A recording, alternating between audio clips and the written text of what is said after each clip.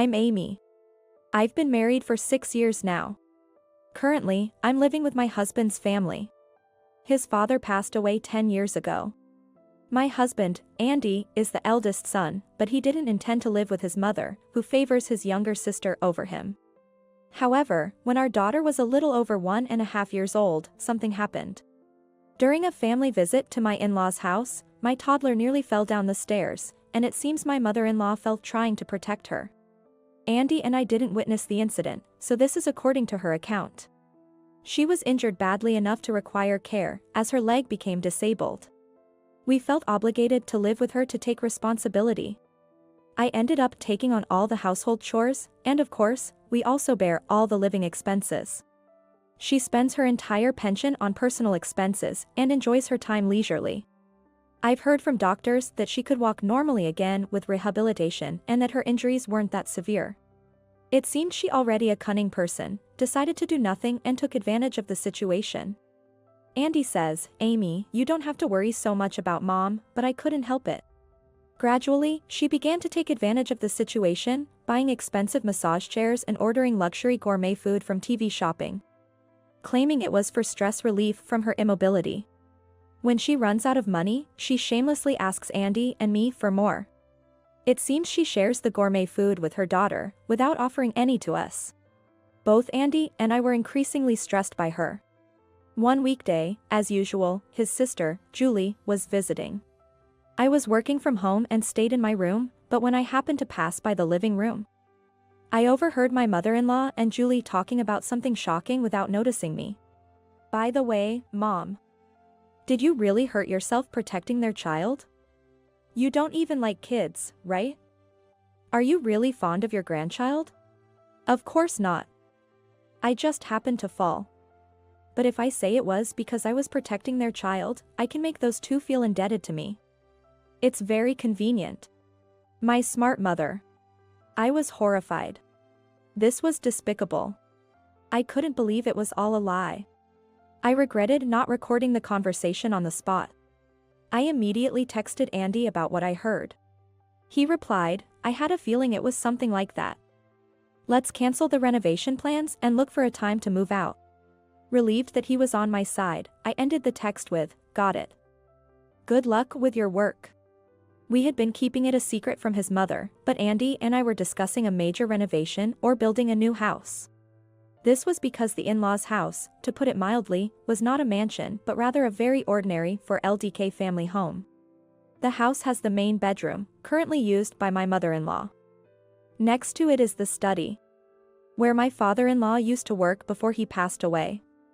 There are also 2 children's rooms, previously used by Andy and his sister. We placed a bed in Andy's room and stored 3 people's cabinets and belongings in the room used by Julie, but it was incredibly cramped. About a week after we decided to abandon our plans and consider moving out, after sending Andy off to work, my mother-in-law said something outrageous. "Wait, Julie, she got divorced?" Julie is Andy's sister, 8 years younger than him. She was spoiled growing up and is quite selfish. I have been the target of her hostility and harassment. However, the harassment decreased around the time Andy and I got married, which was also when Julie got married. She said, "Well, Julie will be moving back in with us. Amy, I'm counting on you. It's going to be fun having more family around." Sounding excited and happy. Wait a minute, she's moving back into this house? Of course, she's family. Poor thing, she has nowhere else to turn. She glared at me. No, I mean, which room will she be using? Is it going to be study room that's available? About that, Amy. You guys have been using Julie's room, right? I want it back. And she wants to use Dad's study too. She has so many clothes. You know.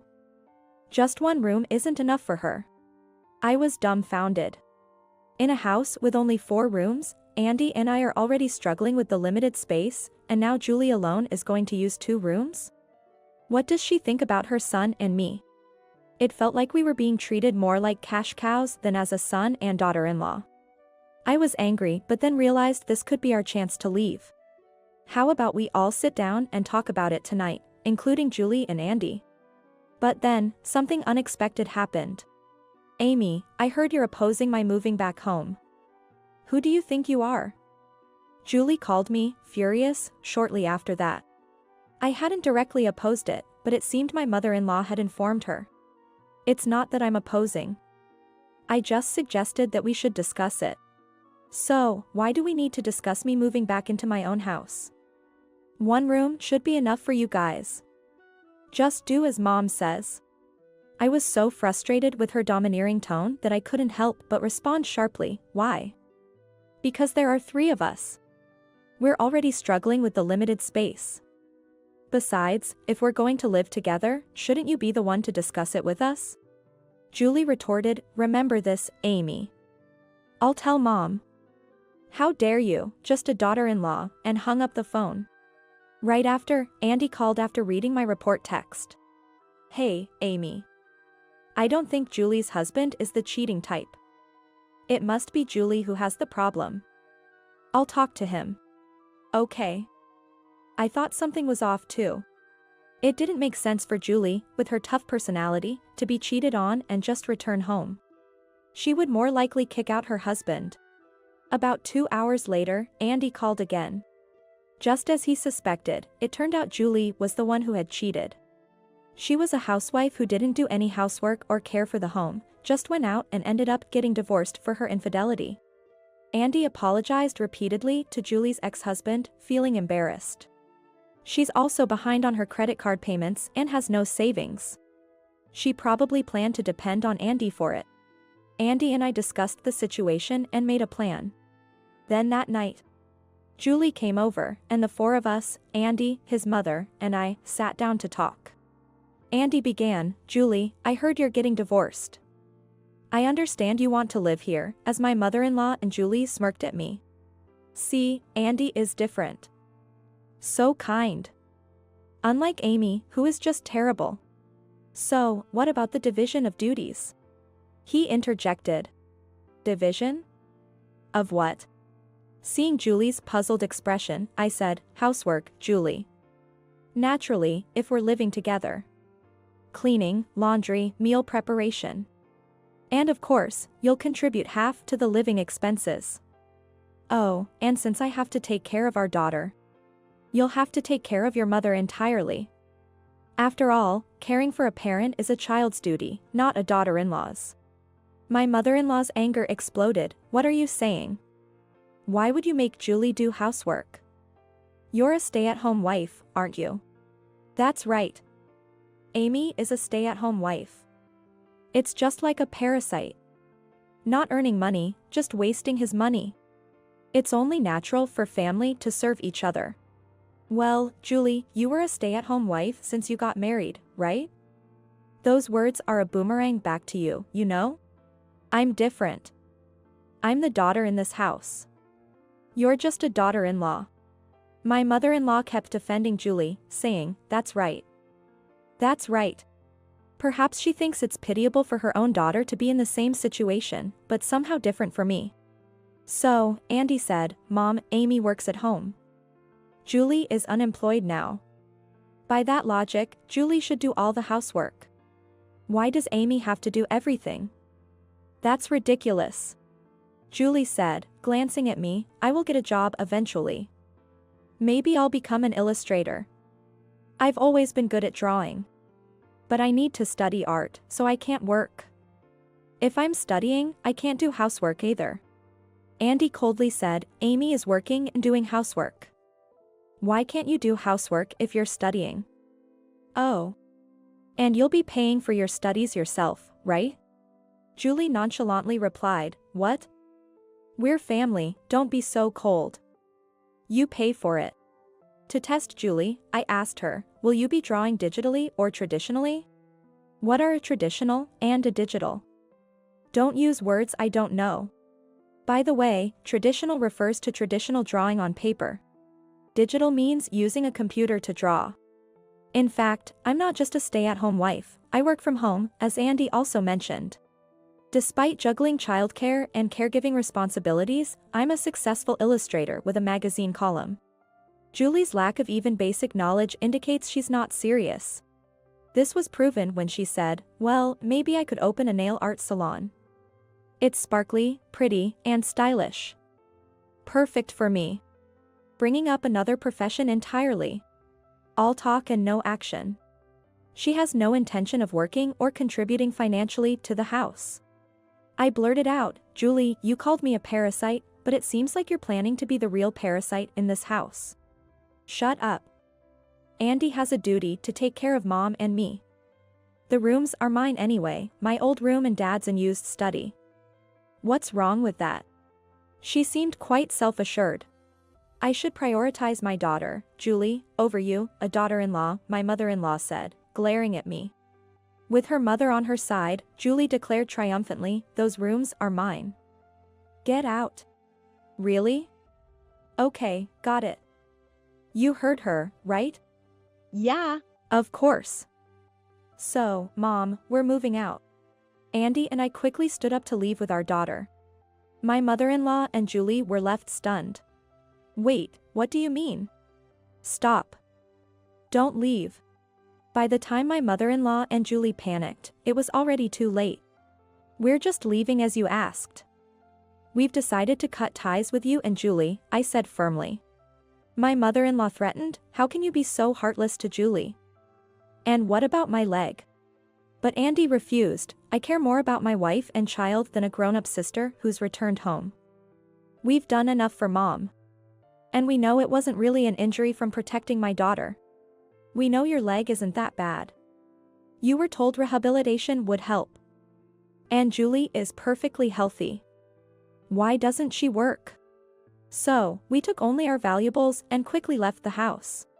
We still had to return for our belongings and handle some formalities, but our seriousness must have been clear. Later, my mother-in-law tried to move forcibly and worsened her condition. She ended up unable to walk again. She was supposed to walk again if she did rehabilitation. It was the result of years of neglecting rehabilitation. Julie, seeing no use in her mother, quickly put her in a facility. She funded it by selling the old house, which didn't fetch much money. She placed her mother in a poorly reputed facility that provided minimal care. Despite getting money, Julie did not pay off her credit card debt. The interest on the debt just keeps getting higher and higher. The debt collection company took all the money Julie had and made her work at a job arranged by them to cover the rest. The debt, growing with interest, seemed impossible to clear. It was all self-inflicted. Andy and I successfully distanced ourselves from Julie and my mother-in-law, who were fully prepared to be parasites. Living in a spacious new house, stress-free, I became pregnant with our second child. We're now living very happily. I'm Margaret, 59 years old. A few years ago, just before my husband's 60th birthday, he passed away, leaving me feeling somewhat aimless. However, an unexpected event changed that. Recently, a baby was born to my younger son, Mitchell. The baby was full of life, but his wife, Karen, was not in good condition, so the newborn was discharged from the hospital first. Mitchell, a first-time parent, was overwhelmed, so I was called in to help. Working together with Karen's parents, who came to help when they could, I supported Mitchell, visited Karen in the hospital, and took care of the baby.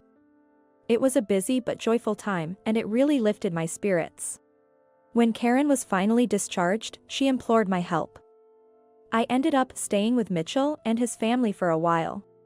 Karen, who had always been so kind, constantly thanked me for helping with the baby.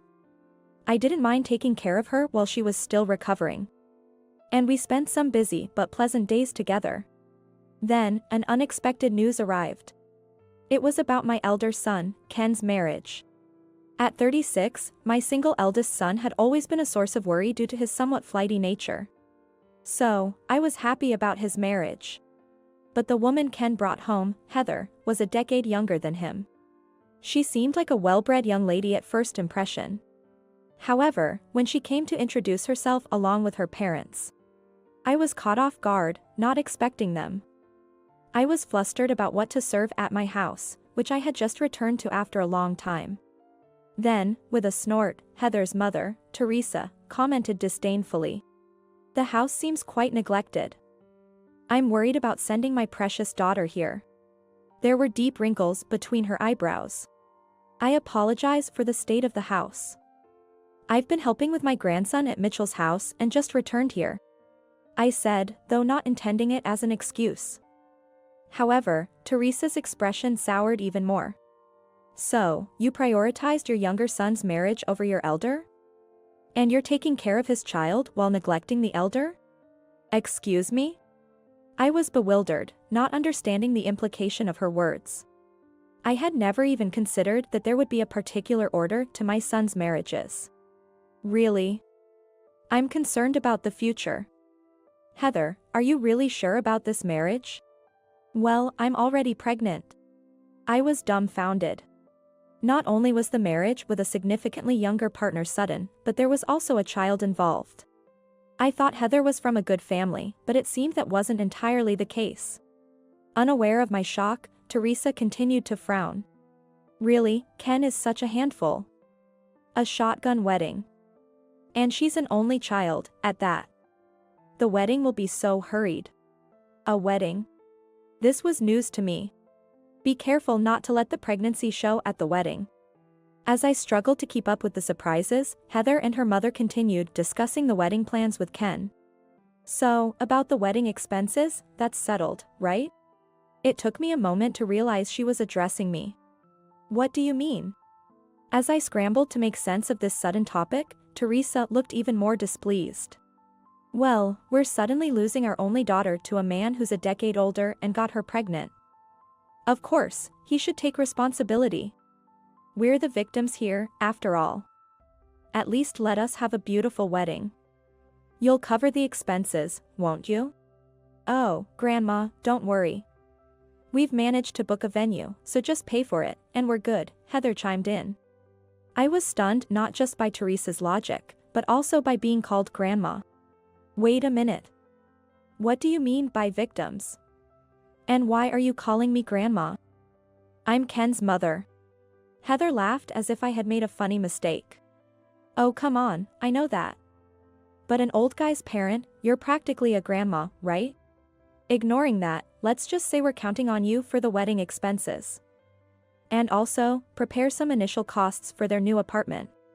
We'll contact you soon about it. There's no way I'm letting my daughter into a house as old and neglected as this one. What? My mind went blank, unable to form a response. By the time I regained my composure, Heather and her mother had already left. 1 month later. From now on, please do not contact us except for weddings or funerals, okay? Shortly after being coerced into paying for the wedding and new home preparations, Teresa spoke to me harshly. Huh? Again, it was so sudden that I couldn't comprehend, and Teresa vented her irritation at me. I've suffered terribly from mother-in-law issues in the past. I'm saying I don't want my daughter to go through the same thing. Don't you get it? Regardless of your reasoning, can we please have a proper conversation? You always bring up things so abruptly. I tried to propose a calm discussion, but it seemed to further upset Teresa. Oh, come on, after all the trouble I went through with my mother-in-law, now I have to deal with you? No way. Listen. I've had enough of these hassles. So, no more unnecessary contact, okay? Got it, she insisted emphatically. I see. I was completely overwhelmed and could only nod in agreement. I had never even considered mistreating my daughters-in-law. In fact, I was confident in my good relationship with Karen, my younger son's wife. Even though this girl who called my son an old guy and me a grandma had helped my previously aimless son decide to get married and was soon to have a baby, I wanted to get along well if we were to become family. But remembering my first intense encounter with Teresa, my enthusiasm waned. I just couldn't see myself getting along with someone like her. Regrettably, I suppose it's time for some detachment, maybe that's just how it has to be. I told myself. 2 months later. Hello, Ken? I just got a call that Grandpa is critically ill. I'm heading there now. Karen can't come because the baby has a fever. And Mitchell is leaving work early to join. What about you? Can you come immediately? My father-in-law, the grandfather to my sons, had been in a care facility for a long time due to old age. I had hurriedly reached out with the news of his critical condition, but the response I got was unexpected. "I'm not Ken. And remember, you were told not to contact us?" "What? Heather? Where's Ken? Please tell him Grandpa is in a serious condition. So, we don't need your call. You still can't remember?" "Hey, Grandma?" Despite the seriousness of the situation, Heather showed no sign of concern. "Look, this isn't about inheritance coming our way, right? Just to clarify, we only want contact for occasions that are beneficial to us. Did you not understand that?" Heather. "Ah. That's right. We're expecting a baby soon, so just wire the congratulatory money, okay? And send the other gifts by mail. Bye." With that, the call ended. I was speechless at the audacity. Eventually, my father-in-law passed away, and my younger son Mitchell and I handled the funeral and all related arrangements. Once the hectic days settled down, I reconsidered everything. I had swallowed all my words against their rude remarks and one-sided demands, but enough was enough. I decided to let go. I resolved to clear my heart of all the unwanted feelings. Sometime later, I received an irritated call. "Hey, Grandma, where's the congratulatory money? You're ignoring your grandchild's birth? Come on, say something. Are you too old to hear? Hello, a baby was born. Understand? Send the money quickly." Heather's voice was loud and demanding. Instead of responding, I let out a heavy sigh. "What? Hey, are you listening? My hearing isn't what it used to be, being a grandma and all. I can't hear the voice of a rude woman. What? Grandma? What are you?" Heather was saying something, but I hung up without paying attention. The phone rang again soon after, but I didn't respond. There were noisy calls for a while, but they ceased by the next day. I wonder if they'll give up now. "Let's go for a walk, shall we?" I took my adorable grandchild for our usual stroll. "Oh, look, Luna. What have you brought?" "I don't want the usual birds." "Where did this come from?" During the walk, Luna, who often visited my younger son's yard, dropped a wallet at my feet. "I need to turn this in at the police box." I changed our destination to the police box, pushing the stroller. So, I ended up finding this. Back home, I told Mitchell and Karen about the incident during our walk. After I turned in the wallet, the owner came to claim it right away. He offered a reward, but since Luna brought it, I declined. Instead, he gave me this. Wow, finding a wallet and getting a lottery ticket, that's quite a story. The two of them listened to my story, smiling throughout. "If you win, you'll be a millionaire," Mitchell joked. "That would be quite a story, wouldn't it? But it's nice to dream," I replied. Several weeks later, Heather and her mother arrived, clutching their phone. The screen displayed news from the previous day. "Why didn't you contact us? You weren't planning to keep this a secret, were you?" I sighed in exasperation as they ranted through the intercom. "I'm not hiding anything. I'm just following your request not to contact you." "What?" "We said to contact us if it's beneficial for us." "Seriously, Grandma? Open up, will you? You're being so unreasonable. Let us in, please." They were yelling loudly. "Please leave, you're disturbing the neighbors. If you keep making noise, I'll call the police." "What did you say?" In anger, Teresa swung her bag, cracking the intercom camera. "Time to call the police, then." Karen, who was watching nearby, called the police while soothing the baby. "Hey. What's this about? I'm family, not a stranger. Move aside." Despite the police's arrival and their admonishments, the two refused to comply and even seemed ready to lash out at the officers. "No way, we don't want to deal with the police." I had no choice but to go outside to confront them. "You should calm down." The moment the intercom was damaged is recorded on video. Teresa's face turned red with anger. "So what? The lottery ticket you got as a reward for returning a wallet won a huge prize, right? I read that you shared it with the wallet's owner. But you still have a lot left. We have rights to that, being the wife and daughter-in-law of your eldest son. Yeah, Grandma. You didn't even give us a congratulatory gift for having your grandchild. Pay up, all of it. I was dumbfounded by their words. Aren't you mistaken? My adorable grandchild is already here, and all the celebrations are done. Sorry, I'm a grandma. I can't understand what you're saying. You know, old age and all. You. Well, but winning the lottery is rare, and they say fortune should be shared, so here you go. I handed them an envelope. What's this? It feels thin. Is there a check inside? They snatched it eagerly as I smiled warmly. I found a good way to split it. Based on the number of times you've talked to me with a smile. The only time you did was at the wedding. Just once for the public greeting. So, it was easy to calculate. What? Just this much. This is like a child's New Year's gift. Enough, isn't it? Don't be ridiculous. In her rage, Teresa swung her bag around, accidentally hitting a police officer, and eventually, she and Heather were taken away for obstructing official duties. Served them right. A few days later, the unrepentant Heather and her mother showed up again. Despite hearing they had been severely reprimanded by the police a few days earlier, they hadn't learned their lesson. The house was gone. Hearing their initial outcry, I understood what was going on. Yes, I sold the old house to a development company, so that would be the case. Just before winning the lottery, I had been approached by a developer to sell my house, and I decided to let it go. Mitchell and his family wanted us to live together, so I made up my mind. An unoccupied house deteriorates. Just like Teresa said when we first met. Thank you for the advice. It helped me lighten my load. What? So, you got the money from selling the house and the lottery winnings? That's greedy. We thought to claim the house if you wouldn't share the lottery winnings, but what now? You're hoarding money.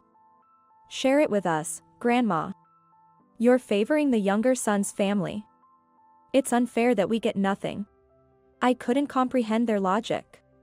Take care of your daughter-in-law and grandchild. Ken is the eldest. There's an order to these things. I couldn't help but laugh at the absurdity.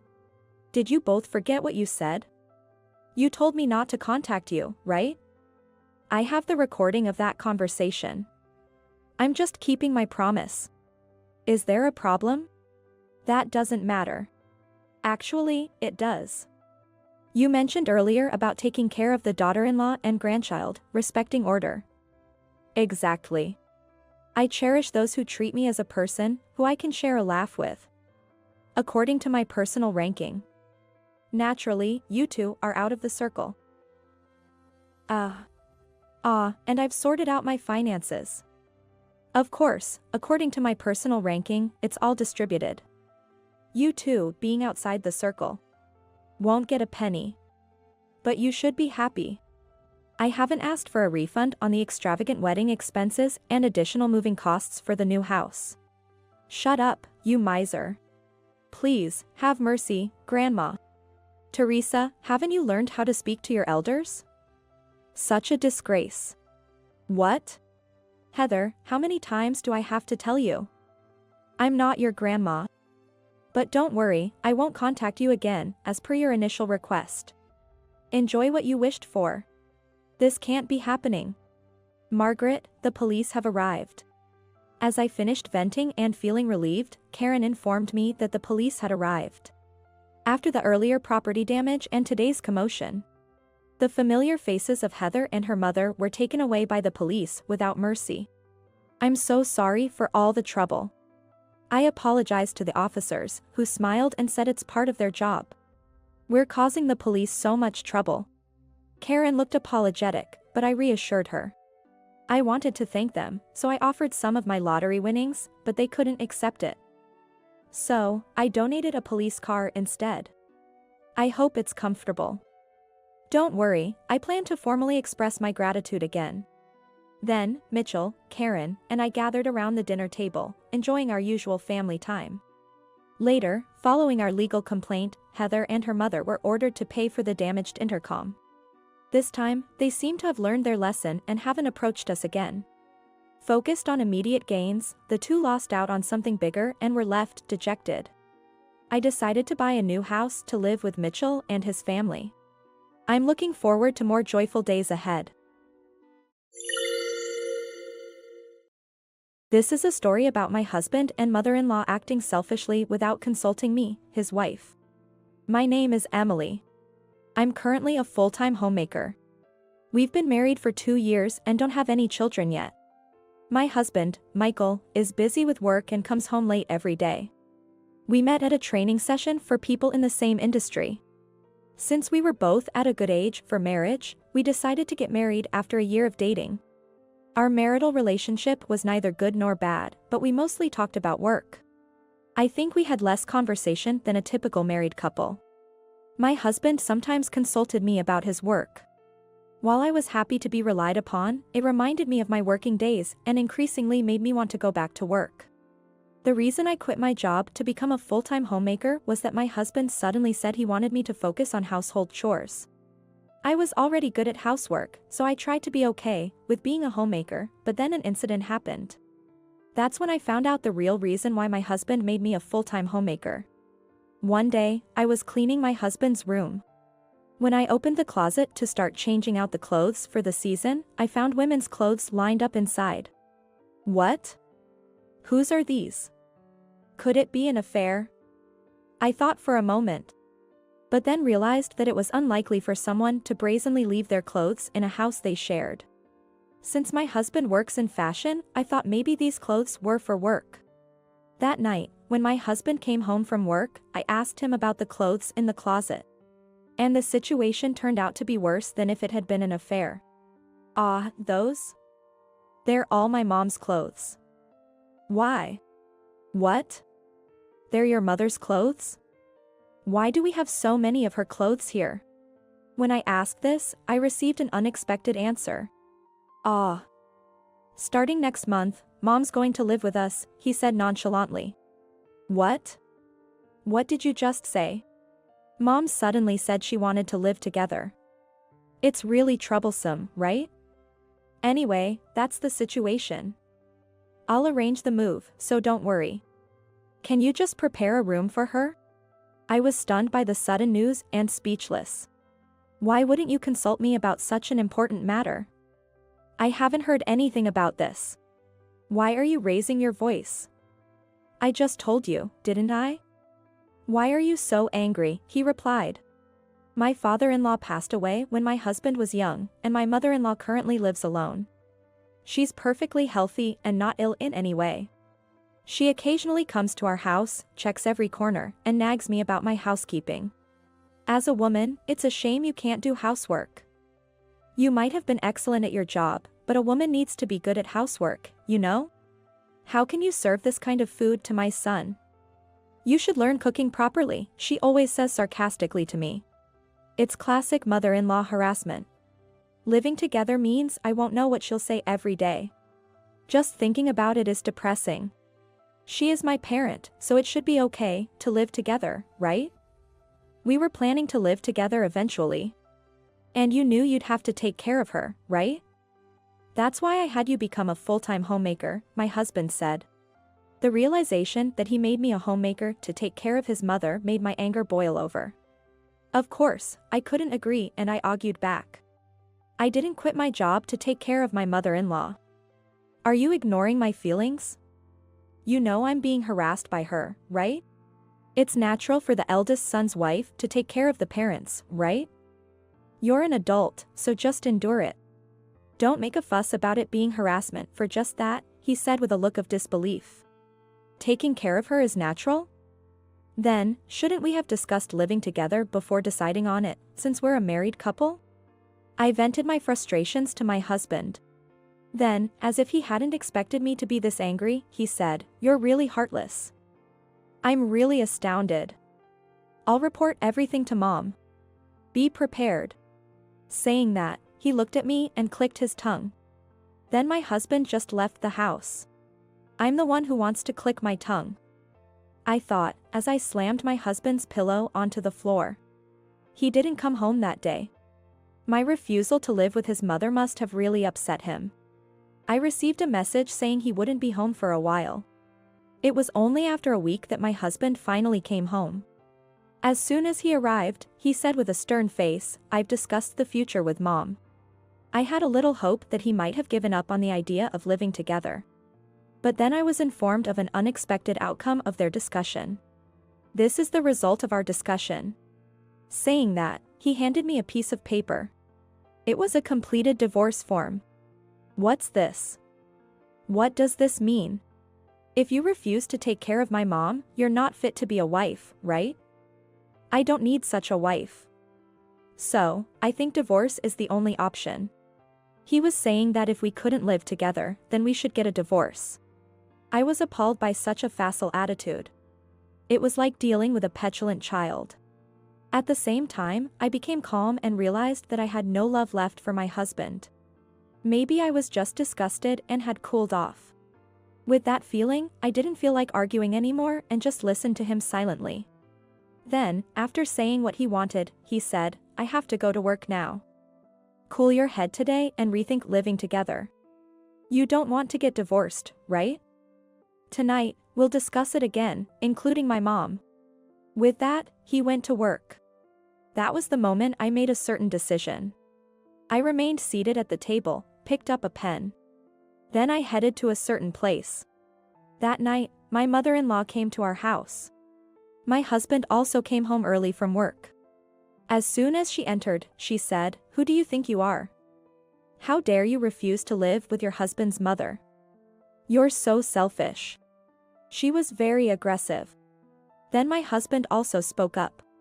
"It's really unbelievable that you refuse to live together. I chose the wrong person to marry. Emily, have you cooled your head? If you don't like it, feel free to leave, okay?" They both cornered me. But whatever they said, I didn't care. It didn't hurt or itch. I've cooled my head and thought it through. I was really stupid. Hearing this, they smiled, thinking I had given in. "That's good, we forgive you," they said. To them, I continued saying, "Forgive me? Aren't you both misunderstanding something? I've cooled my head. Do you understand what that means? Sorry. But I can't live with people who can't even consider their daughter-in-law's feelings." They were shocked by my unexpected words. "You're not going to say you want a divorce, right? If you hate it so much, you don't have to live together. I can still live alone. Let's discuss this slowly in the future." "Michael, that's okay. Right? Let's put off the living together." My mother-in-law suddenly changed her opinion, trying to please me. "Mom, you're misunderstanding again. There's no way I will live with you in the future." "Why? Don't say such things," she pleaded. "Your plea troubles me. I'm no longer your daughter-in-law. As you both wished, I filled out the divorce form you gave me and submitted it today. It's been officially accepted, so I'm no longer involved." I dismissed their arguments like that. Hearing this, my mother-in-law and husband were dumbfounded. They were probably shocked by my unexpected actions. After a while, my husband seemed to come to his senses and started yelling, "What are you doing submitting that on your own? It's normal to discuss things before doing something like that." "What's normal? I've reached my limit of patience. Do you now understand how it feels to be acted upon without discussing?" That's what I told them both. Intimidated by my firm stance, they didn't argue back, and I started packing my things. They tried to stop me, but I shook them off and went back to my parents' house. "Please don't go," my mother-in-law cried at the end, but I ignored her.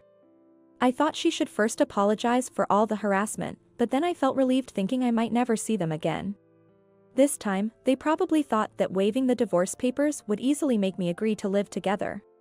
Perhaps they assumed that as a homemaker, I wouldn't easily agree to a divorce. I'm not so weak as to endure living together for such reasons. The divorce papers were just a joke. "I'm sorry. Please cancel it." Later, my husband came to my parents' house, begging on his knees, but of course, I refused. No matter how much he apologized, my feelings did not change. I told my parents everything.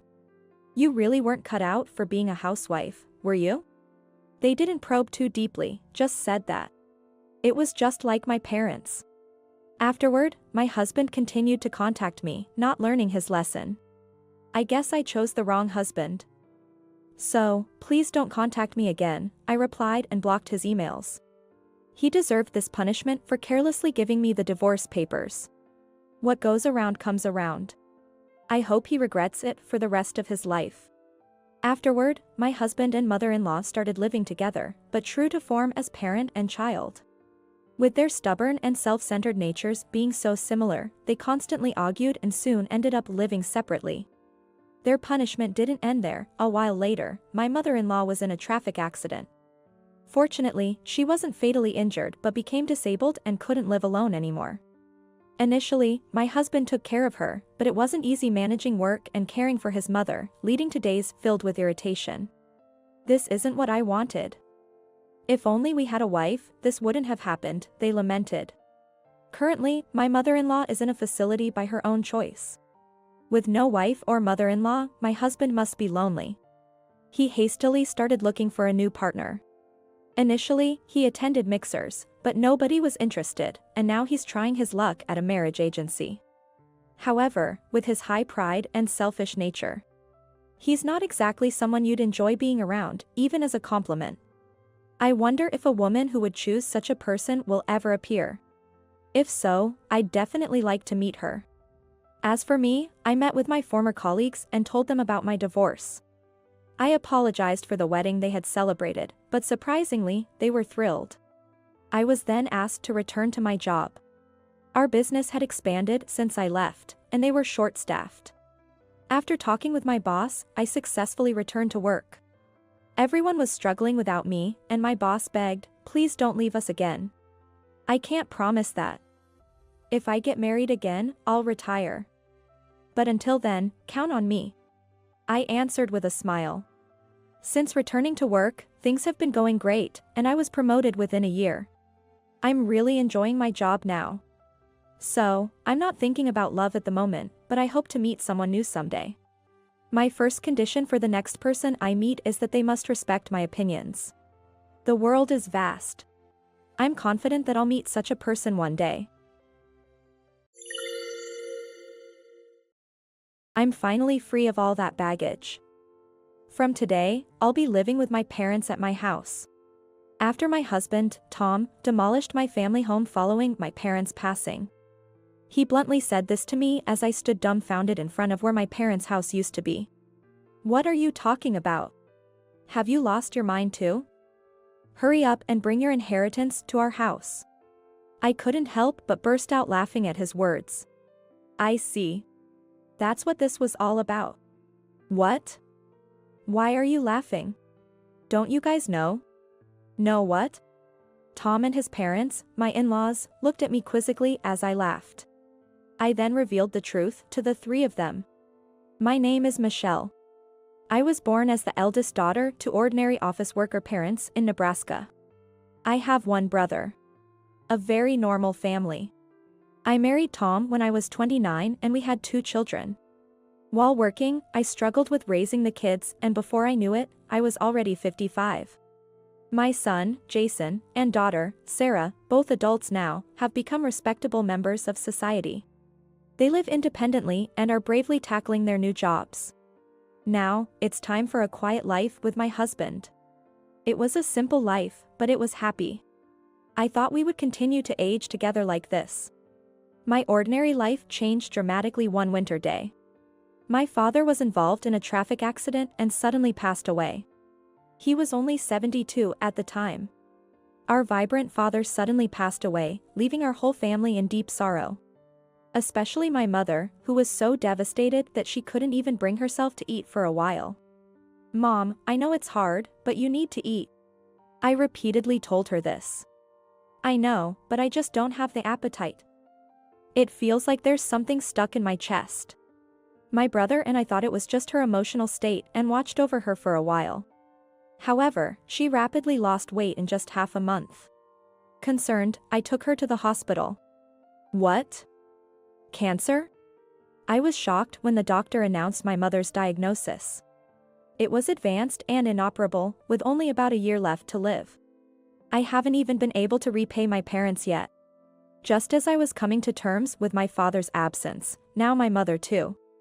I was even more devastated than anyone else by my father's death. However, there was no time to grieve forever. My brother lived far away and couldn't be relied upon. Therefore, it was up to me to assist my mother. I immediately told my husband, Tom, that I wanted to live with my mother. I couldn't leave her alone, both psychologically and physically, in her illness. But Tom's reaction was unexpected. What? We just finished the funeral, and now I still have to be bothered by your parents? Tom said this with a sigh of frustration. Don't talk like that. Why do I have to live with her? Isn't it enough to just pick her up and drop her off at the hospital? I think she's feeling lonely. If it's not possible, maybe I could live at my parents' house alone for a while? I suggested this. Then Tom responded angrily. What? What about my meals while you're gone? I'll come to cook, of course. And who will do the cleaning? The laundry? I was momentarily speechless. I intended to do what I could, but I wouldn't be able to manage everything as before. It hurt to be challenged on this. I couldn't argue if he said that my desire to care for and nurse my mother was selfish. Surely my mother would insist on not troubling me and say everything was fine as it was. But I desperately wanted to show filial piety. Fine, but don't expect me to help with anything. Tom grudgingly agreed. Though he had an arrogant attitude, he eventually gave in. Thank you, and I'm sorry. I thought his behavior was terrible, but he did agree to my request. I suppressed my desire to retort and thanked him. Despite some arguments, Tom and I started living with my mother at her house. We originally lived in a company-owned apartment provided by Tom's employer. Tom is an only child. Since his father particularly wanted to live with us, there were no plans to buy our own home. And we were scheduled to live with his parents eventually. For now, the company apartment was convenient for commuting and not a heavy financial burden at only about $300 a month. However, moving to my parents' house meant no more rent and a larger living space. I believe the cohabitation wasn't entirely disadvantageous for Tom. True to his word, Tom didn't help with anything, but I was glad to be able to live with my mother. She seemed well, but often appeared tired and spent much of the day lying down. I prepared my mother's meals, fed her, and managed her medication. Doing all this alone would have been impossible for her. Thank you, Michelle. I'm so grateful you're here with me. And we should thank Tom too. My mother repeatedly expressed her gratitude. Since I hadn't told her about Tom's harsh words, she was also grateful to him. One day, after my mother had gone to bed, Tom returned home. As I served dinner, I started about Mom's treatment. Tom glared at me and cut me off. I don't know anything about that. I told you I won't help. I, too, sometimes wanted to share my worries or seek advice. I just wanted Tom to listen. But his attitude didn't change, not after a month, not after 2. He constantly complained about living together, acting as if he had done something noble, and his behavior worsened day by day.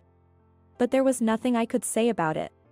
The stress of worrying about my mother and being considerate towards Tom was building up.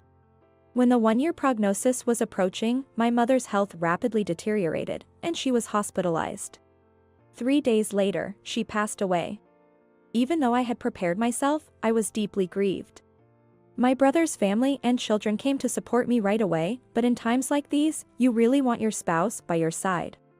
However, Tom was laughing in a corner with his parents, not helping with the funeral arrangements. My brother took on the role of chief mourner, and we managed to prepare for the funeral. But Tom, who should have been sitting in the family section, was at the very back of the relatives area. I wish Tom would sit in the family section. When I said that, Tom replied, "Nah, I'm fine here. I'm not a blood relative, after all. But you are my husband." Then my mother-in-law chimed in.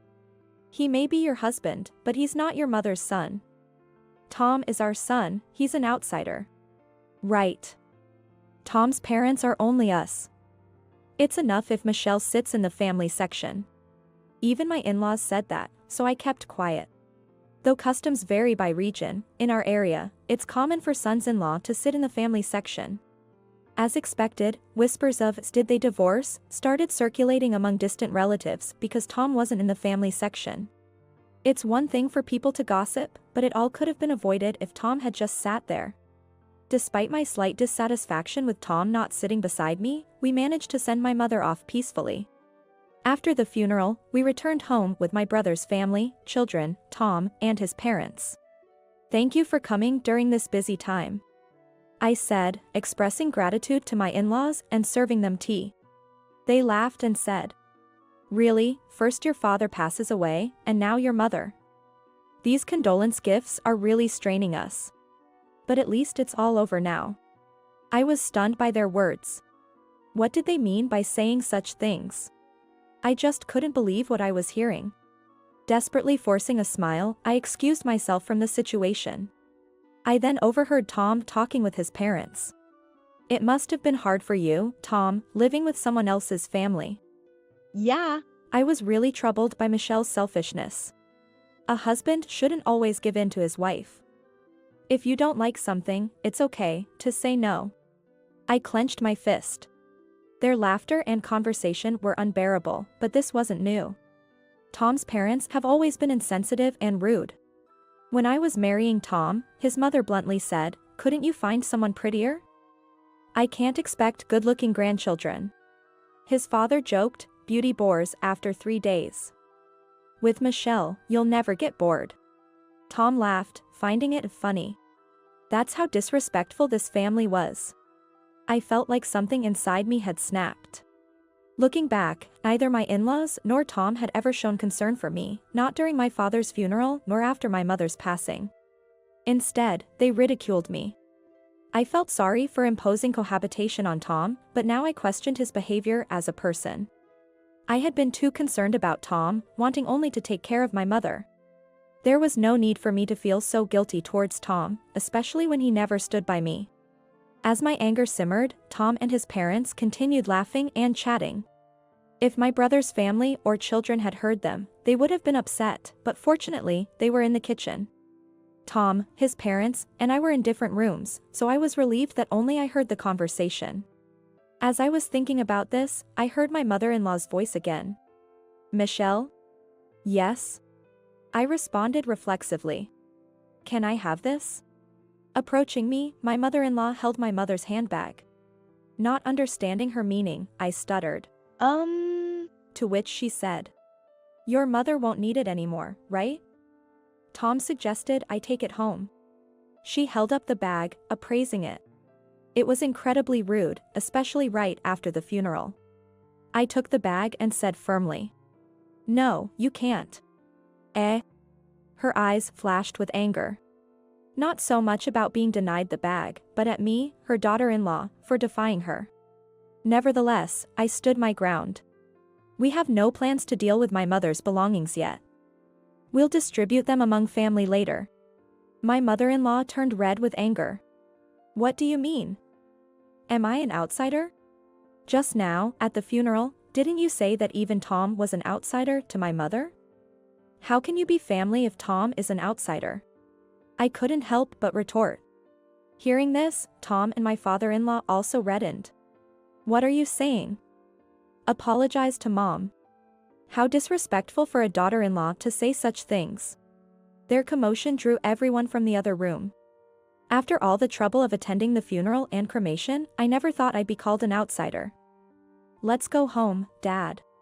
My mother-in-law shouted at me in front of everyone and left our house. Surprisingly, even Tom was angry and left with his parents. "What happened? Did you really call your mother-in-law an outsider?" Hearing only her side of the story, everyone questioned me. Indeed, taken out of context, it sounded terrible on my part. But I explained the situation to them.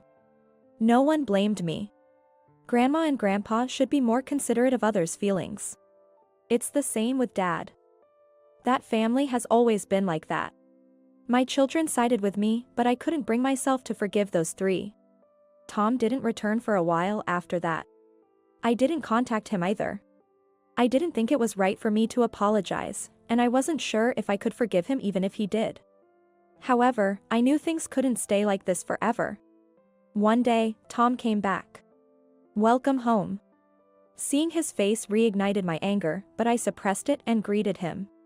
Then Tom said, "It's been tough, hasn't it?" It was gruff, but in that moment of concern, I was taken aback. "Take the kids on a trip or something. It'll be a good change of pace." And with that, he handed me travel vouchers. I was speechless. Instead, tears started to well up in my eyes. Perhaps the children had a hand in this. Even so, the fact that Tom responded to their suggestion made me happy. I immediately contacted the children and arranged the travel dates. "Huh? Dad did? That's unexpected." The children were surprised by my suggestion. It seemed it really was a gift from Tom. Did Dad feel sorry for me, I wonder? I said this with a laugh. And decided to gratefully accept the travel vouchers from Tom. "Well then, I'm off." "Yeah, take it easy. While you're at it, stay with the kids at their places." "Eh? I can't be away that long." "Don't worry about it. I'll relax at my parents' house, don't worry about me." Tom said this as he saw me off. Sarah happily welcomed me, so before the trip, I visited her home and then Jason's. Since I couldn't visit them at all while caring for my mother, I helped out a little by cooking and freezing some meals for them. "Mom, you're not getting any rest." "But thanks, it's a big help." Both of them were delighted to have my cooking at home. This was all thanks to Tom's suggestion. Then came the long-awaited hot spring trip. Together with the children, I relaxed in the hot springs.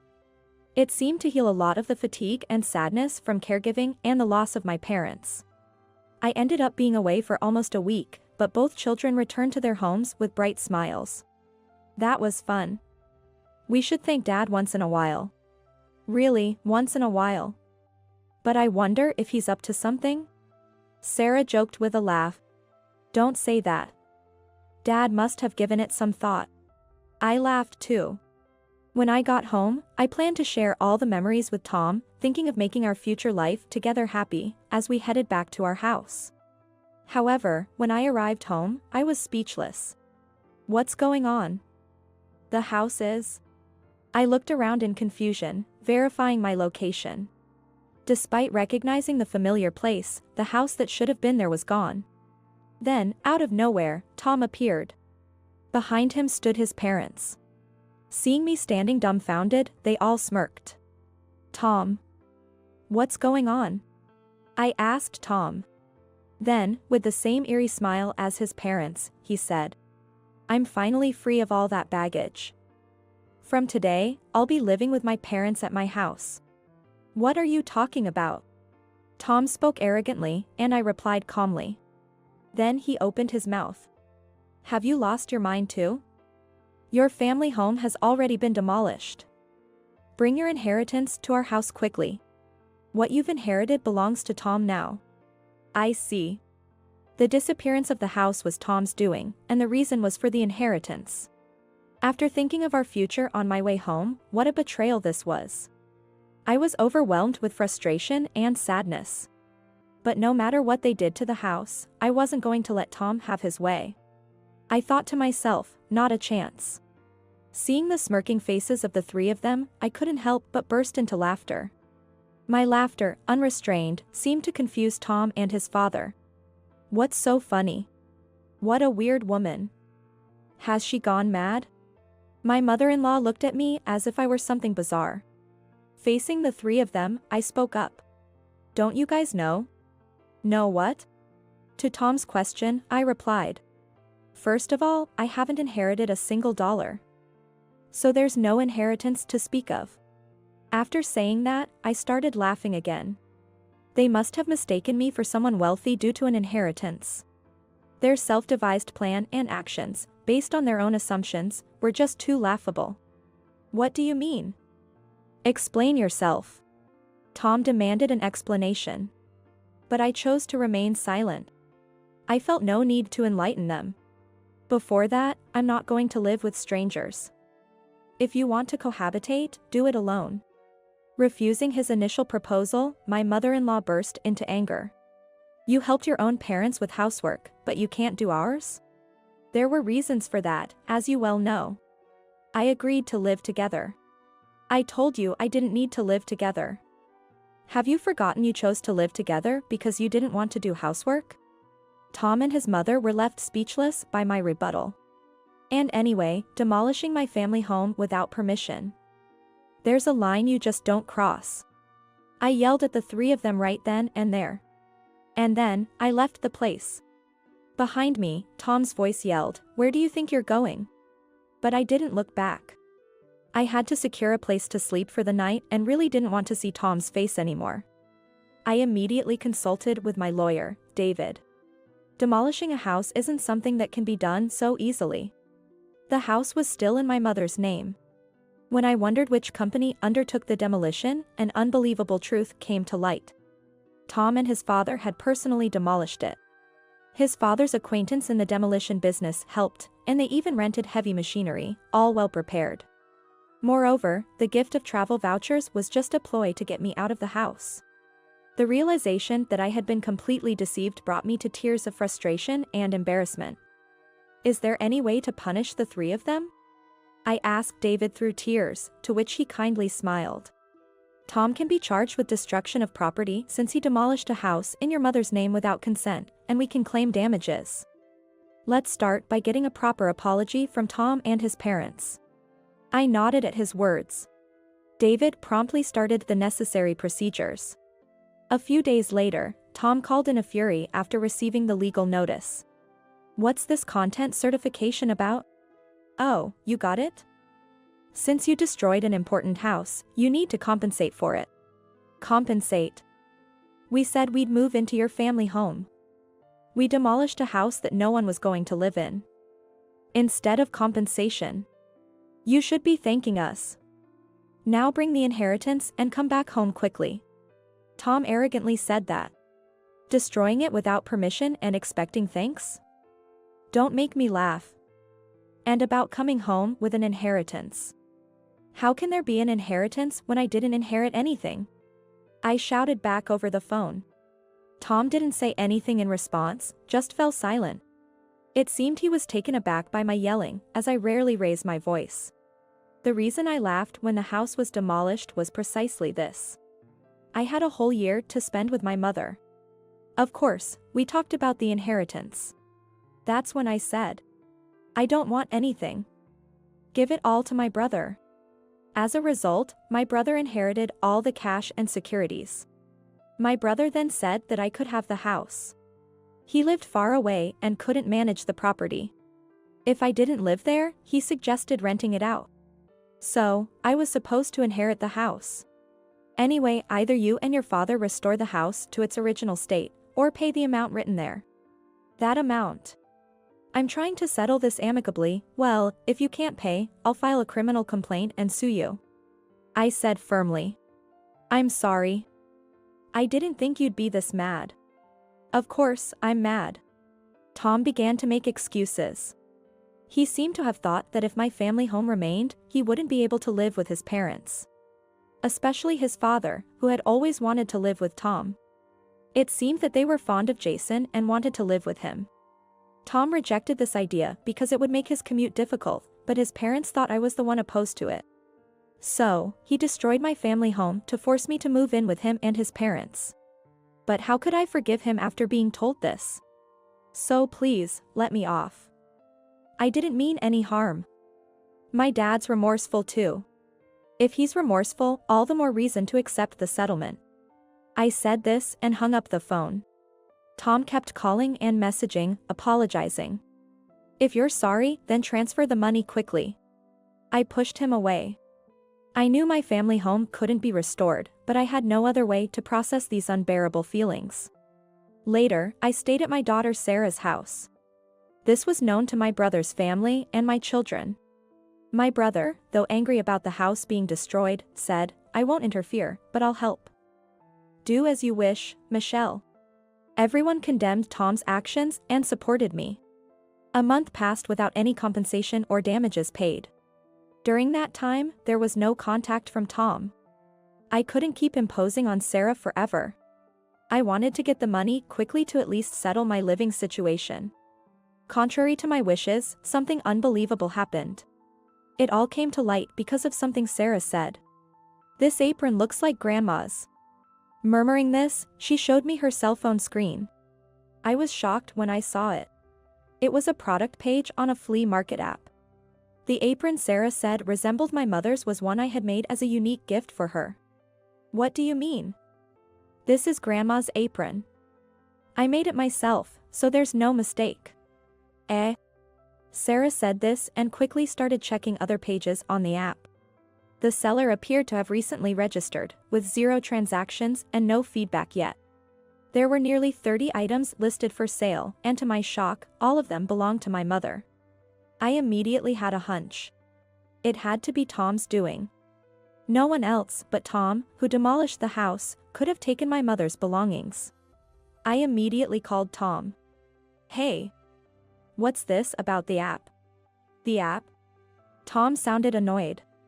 Thinking he was playing dumb, I exploded with anger. "Don't play innocent. You're selling Mom's belongings without permission, aren't you? Cancel the listings right now." Tom then sounded flustered. "Eh? No. It's not me. Who else would do such a thing? I'm coming over right now to get everything back." I hung up and immediately headed to Tom's house with Sarah. "Where are Mom's belongings?" As soon as we arrived at Tom's house, I called for him. Then, as Tom came out to greet us, I confronted him right at the entrance. "I don't know. Dad. Tell the truth." Sarah joined in, supporting me and pressing Tom. Tom was visibly flustered. As we were talking, Tom's parents noticed us and came out. "Oh, Sarah. You're here." Tom's mother smiled pleasantly upon seeing Sarah. Sarah, showing her anger, said to her grandmother, "Grandma, tell Dad to tell the truth." "The truth?" "The belongings of Grandma who passed away recently, Dad seems to be selling them." Hearing Sarah's words, Tom's mother laughed. Tom frowned in confusion, repeating, "Really, it's not me." Then his mother exclaimed loudly, "Tom selling them? That's impossible." "But..." "Because it's me who's selling them." Her words made my blood run cold. Tom must have known. He looked at his mother with a face that screamed trouble. Despite Sarah's apparent shock, the mother-in-law seemed cheerfully oblivious. "What did you say?" "It's a bit challenging, you know? I have to package things carefully, take good photos." Seemingly oblivious to the fact that she was selling stolen items, she cheerfully talked about the app. "Cancel the listings. Those aren't Grandma's to sell as she pleases." Sarah, turning red and teary, pleaded with Tom's mother. But she seemed displeased. "What's the big deal? I finally found a hobby I enjoy. I use what I can and sell what I can't. It's good for preventing dementia, isn't it? I'm the only grandma left now, so Sarah, you want me to stay healthy and live long, right?" She said this nonchalantly. Despite my pleas, there was no sign of remorse. But if talking doesn't work, I have no choice but to take action. "Sarah, let's go home." "But..." "Just come on." I dragged Sarah out of the house with me. And then, we immediately headed to the police station. I hadn't planned on filing a report for the destruction of the house, but theft is a different matter.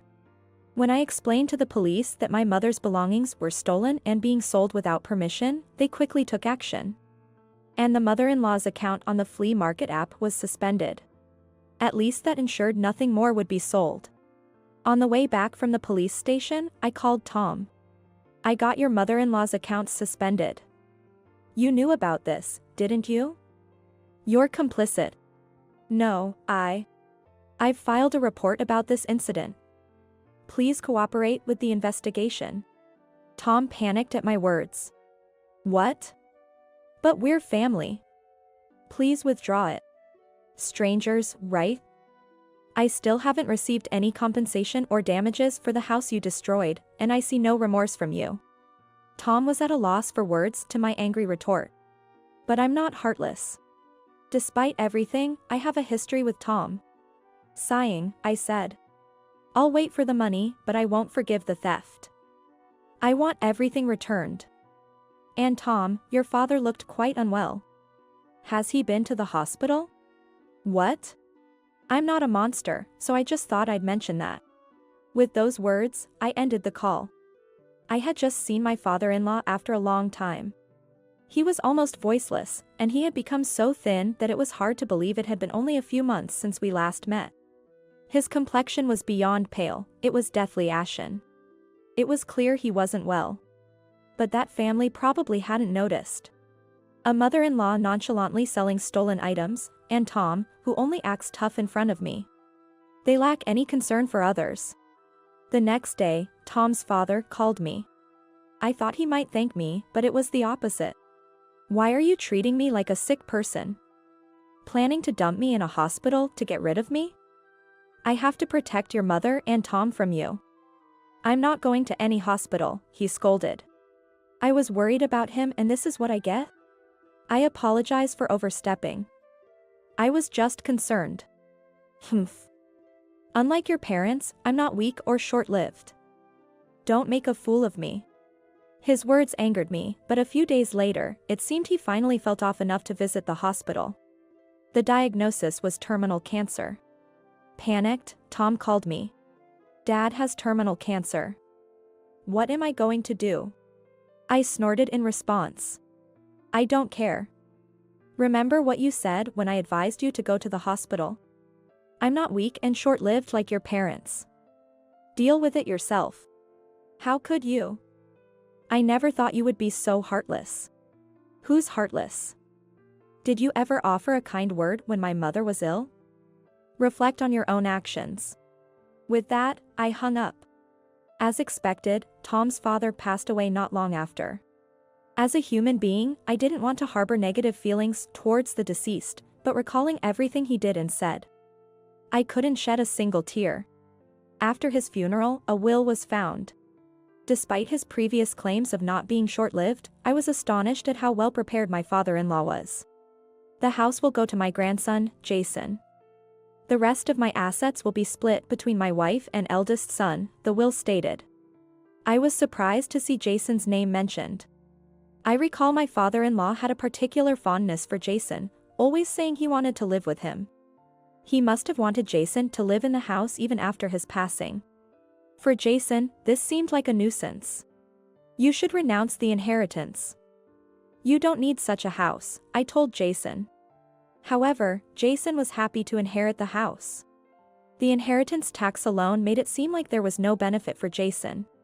But I thought it was a troublesome legacy. If he's happy, I shouldn't say anything. As per my father-in-law's will, Jason inherited the house. My mother-in-law was delighted and paid the inheritance tax. It's only natural, he's our successor, she said. Well, she wasn't wrong. I felt a bit down, like Jason was taken from me, but then something unbelievable happened.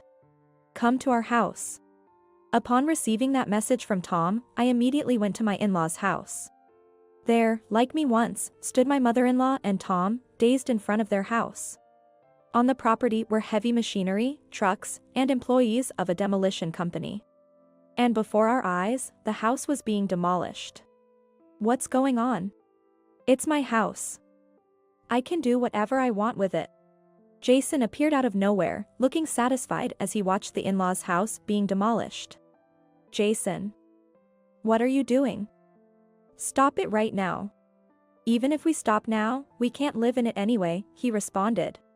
Jason, how could you do this? My mother-in-law and Tom pleaded with Jason. But Jason just laughed. Have you forgotten what Grandpa and Dad did to Mom? Jason. Grandma, you were cruel to Mom too, right? Did you ever apologize? Jason's smile turned sharp as he glared at my mother-in-law and Tom. They both fell to their knees at his stern gaze. The heavy machinery continued to noisily demolish the house. I finally felt a sense of relief witnessing this scene. Later, Tom finally paid the damages and compensation, as per the inheritance. It turned out Jason had recovered the stolen items my mother-in-law took from my mother, and they were safely returned to me. "Mom, you have me and Sarah," Jason reassured me, and I finally shed tears of relief. My mother-in-law and Tom lost their house and were left with nothing, now living in a company housing again. Tom and I left the company housing. Now that Tom and his mother have moved back into the company housing together, they've become the subject of gossip, with everyone wondering what happened. I received such news from a colleague's wife of Tom, who I get along well with, so I decided to tell her the entire truth, without any lies. They will likely live a constrained life in the company housing, but it's their own doing. Furthermore, after Tom's retirement, they will struggle to find a place to live, having to save up for it. I might occasionally ask a friend for updates on their life, just for conversation. I continued to stay with Sarah, but then Jason decided to get married. With this as a catalyst, he plans to build a house. The land of the in-laws' house sold for a good amount, making even that house useful. "Mom, let's live together," Jason kindly offered. His soon-to-be wife also welcomed me warmly. I couldn't impose on Sarah's hospitality forever, so I gratefully accepted Jason's offer. Determined not to become a mother-in-law like mine, I look forward to living happily with my new family.